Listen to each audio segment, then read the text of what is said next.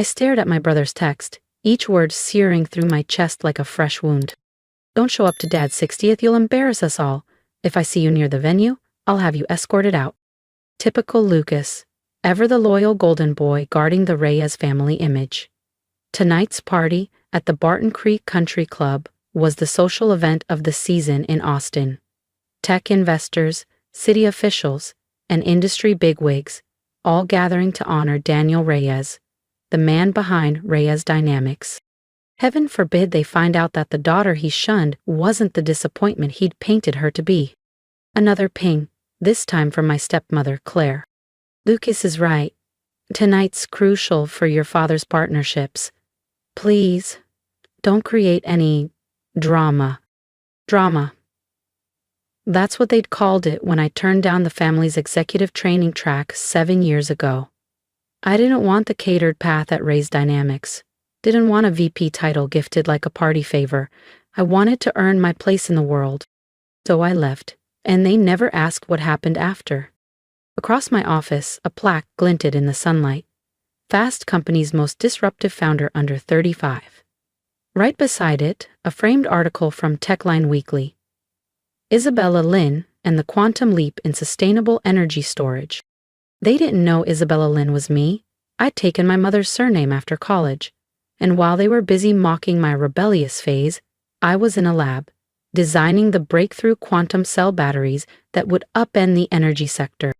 The same technology Reyes Dynamics was now desperate to license just to survive. My phone lit up.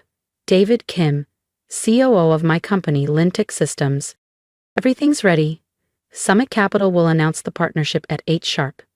Are you sure you want to reveal yourself tonight? I glanced at the invitation still on my desk, with its embossed lettering and dramatic flair. A celebration of Daniel Reyes, visionary, builder, father. Yes, I replied, my voice steady. It's time. David chuckled. Oh, and Olivia Summit said your presence was personally requested. Apparently your father's been begging for a meeting with the Lintech CEO for months. He smiled. Of course he had. The electric energy market had left his firm behind. He needed my designs to stay afloat. I slipped into a sleek black dress, elegant but understated. No designer logos.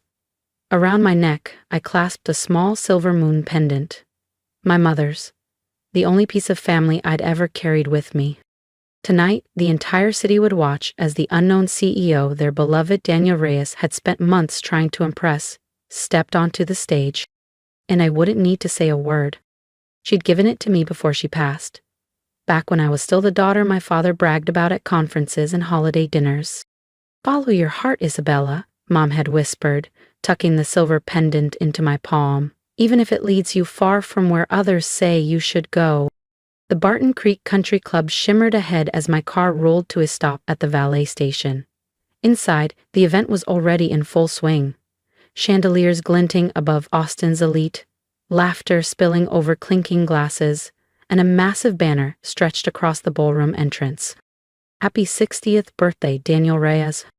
At the check-in table stood Lucas's wife, Rachel, looking regal and alert with her ever-present clipboard. Her expression froze the moment she spotted me stepping out of the car. Isabella, she stammered, flustered, you can't just walk in. Lucas specifically. Good evening, Mrs. Reyes, I interrupted with calm precision. I believe you'll find I'm on the guest list. James Summit's office called ahead. You'll want to check your tablet. Her fingers flew across the screen. Wait. Yes, you're listed. Mr. Summit said he specifically requested. How did you? But I was already inside. Same marble floors. Same orchestrated laughs. Same air of quiet competition. It was the world I had abandoned. And it hadn't changed a bit. Claire stood near the bar, her voice bright as she showed off a new diamond cuff. My half-sister Madison clung to a 20-something hedge fund analyst, eyes wide with admiration. Lucas saw me next. His face fell into a scowl as he stalked toward me. What part of stay away didn't you get? Lovely to see you too, Lucas, I said evenly. It's a beautiful party. Security's coming, he muttered through clenched teeth. You have 60 seconds to leave. Don't humiliate yourself. I glanced at my watch. Actually, I think you'll find Mr. Summit will be here in 30 seconds, and he asked that I be here for the announcement. Confusion clouded his face. Summit? What could James Summit possibly want with you? Right on cue, the atmosphere in the room shifted, conversations faltered, heads turned, a hush rolled through the crowd like a wave. James Summit had arrived. At 65, Summit didn't need to shout or swagger. His presence alone silenced the room. His investment firm, Summit Capital, was the stuff of legends. Tonight, everyone knew he was about to unveil a major partnership. My father practically sprinted to greet him, hand extended like a man hoping to claim the spotlight. James, so glad you made it. Let's talk inside. But Summit's eyes were scanning the room. And then they stopped. On me. Ah, there she is. A beat of silence, sharp and absolute. James brushed past my father without a second glance, walking directly toward me. Or, should I say, Ms. Reyes, he said, offering his hand with a smile. It's an honor to finally meet in person. You could have heard a champagne bubble burst. Claire's cocktail glass dipped. Madison blinked. Lucas looked like he'd swallowed glass. And my father turned ghost pale. Lucas's mouth opened, but no words came. The threat of calling security was long forgotten. I don't understand, my father finally muttered. He turned to James Summit with disbelief. You? You know Isabella? James smiled, the corners of his eyes crinkling with amusement. Know her? Daniel, your daughter is one of the most brilliant innovators in the industry today. He paused, then looked around at the shell-shocked faces. Though, judging by the room's reaction, I'm guessing no one here realized that Isabella Lynn and Isabella Reyes are the same person. The silence shattered, literally, as Claire dropped her champagne flute. It exploded across the marble like a gunshot. Still, no one moved. That's not possible, Lucas said, stepping forward, his voice cracking.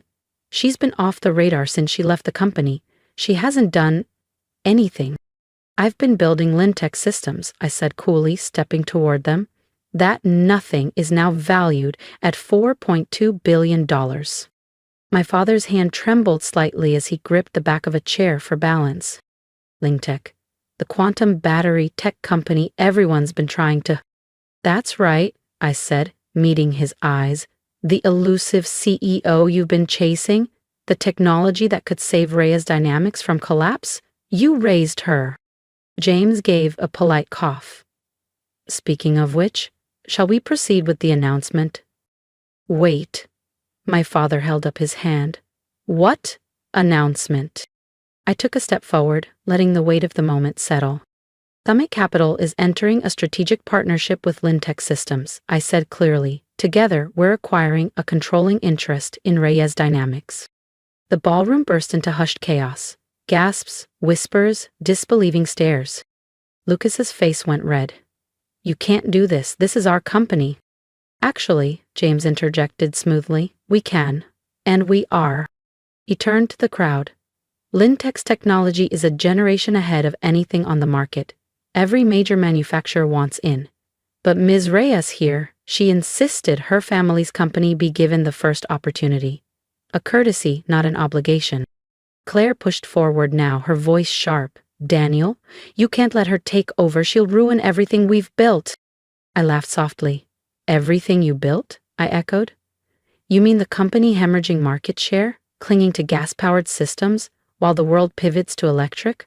The company that's 3/4 away from bankruptcy? My father's stoic expression cracked. Years of silence between us flickered in his eyes. Isabella, please, we can talk about this. I stepped closer, my voice low but firm. Now you want to talk? I asked. 7 years ago, I told you the future was electric. You told me to stop playing engineer and focus on real business. When I brought you my early prototypes, Lucas called them cute sketches. And when I left to start Lintech, Claire said I was walking away from my responsibilities. I stood tall. Well, I haven't walked away. I've built something that matters. and I'm here to save the company that never thought I was worth listening to. James Summit stood quietly, watching as the Reyes family unraveled in real time. The undercurrents of pride, denial, and long-buried resentment weren't lost on him. The time for talking was 7 years ago, I said calmly, eyes locked on my father. Right now, it's about saving what's left of Reyes Dynamics. I let the silence linger. You need Lintech's technology, and I'm offering it. The only real question is whether you can accept that the daughter you dismissed is now your only way out. Madison, who had been unusually silent behind Claire, suddenly spoke up, voice uncertain. But all those times we invited you to family dinners, events, and you always said you were busy. I was busy, I replied. Building a company takes time, sacrifice. But no one ever asked what I was building. You were all too sure I was failing to even consider that I might be succeeding. James pulled out a crisp folder and placed it gently on the table beside him. The documents are prepared, Daniel, he said. Lintech Systems will acquire a 60% controlling stake in Reyes Dynamics. I continued, clear and unwavering. I'll step in as CEO and begin implementing our electric vehicle roadmap across all divisions. We start production in 6 months. My father looked dazed. And if I refuse? He asked quietly. Then Summit and I will offer our tech to your competitors, I said without hesitation. And they'll be thrilled to take it. Lucas grabbed his arm. Dad, you can't be serious. Be quiet, Lucas. The sharpness in Daniel Reyes's voice cut through the air like a blade. Everyone froze. Then he turned to me, really looked at me, for the first time in years. The battery tech. It's really yours? He asked, voice softer now. I nodded and pulled out my phone, tapping into Lintech's internal system. Dozens of patent filings, prototype schematics, and registered IPs lit up the screen. Every cell design, every energy modulation protocol, every cooling circuit. I met his eyes. While you were pitying me for leaving, I was reshaping the industry from the ground up. He took the phone with shaking hands. I watched as his expression shifted. Confusion, then awe, then something heavier. The weight of realization. His eyes brimmed with tears. Save it, I said gently but firmly. We'll talk about the past later. Right now, I need to know. Are you ready to listen to your so-called embarrassment of a daughter?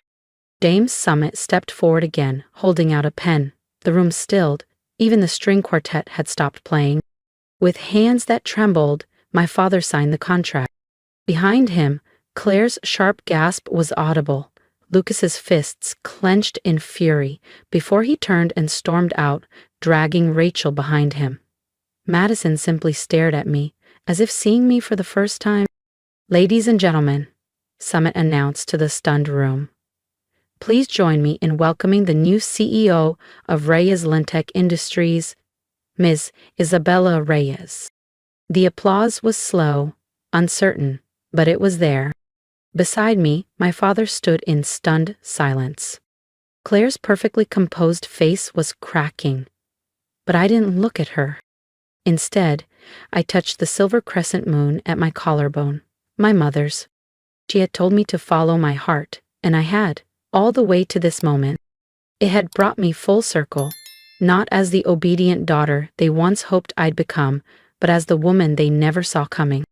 Later that night, as the party dwindled into soft music and clinking glasses, I stood alone on the terrace, watching the Texas hills fade into the dark horizon. My father found me there, his footsteps slow and hesitant behind me. That night you left, he said quietly, stopping a few feet away. You tried to show me your designs. I wouldn't even look at them. He didn't turn. No, I replied, you wouldn't. There was a long pause before he spoke again. I was wrong about everything. When I finally turned to face him, I saw not the titan of industry who had once dismissed me, but a man who had, at last, seen his own reflection clearly. Can you ever forgive me? He asked. I looked down, my fingers brushing the silver crescent moon at my neck, my mother's pendant, the symbol of all the choices I'd made. of the distance, the pain, the determination. It depends, Dad, I said gently. Are you ready to learn from your daughter? He met my gaze and nodded. Teach me. Sometimes the greatest revenge isn't about proving others wrong. It's about proving yourself right, and once in a rare while, it even comes with a second chance to rebuild something broken but on your own terms. The next morning, I stepped through the glass doors of what was once Reyes Dynamics. The new logo above the entrance now read, Reyes Industries.